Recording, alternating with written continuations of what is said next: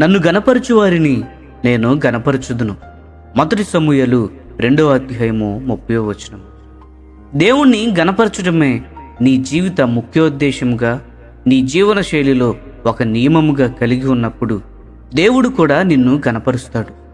తాత్కాలికంగా నువ్వు మనుషుల దగ్గర నుంచి ఎలాంటి మెప్పును పొందలేకపోవచ్చు, కానీ అత్యంత ప్రభావపూరితంగా దేవుడే నిన్ను గనపరుస్తాడు.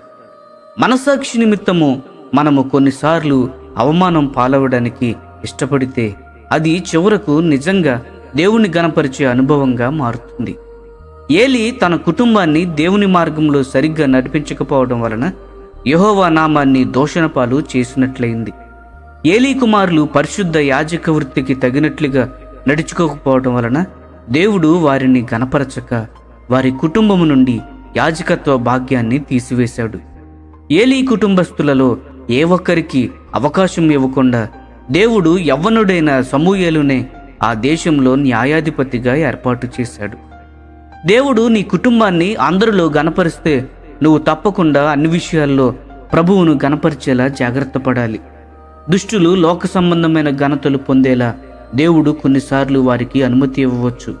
అయితే తన యందు పరిశుద్ధమైన విధేయత కలిగిన వారికి నిజమైన ఘనత కలిగేటట్లు దేవుడే జాగ్రత్త తీసుకుంటాడు. అంతేకాదు, మహిమ, మెప్పు, అక్షయతలను తన వారికి ఇవ్వడానికి ఆయన దాచి ఉంచాడు. ఈరోజు మనము దేవుని గనపరచడానికి ఏం చేద్దాం?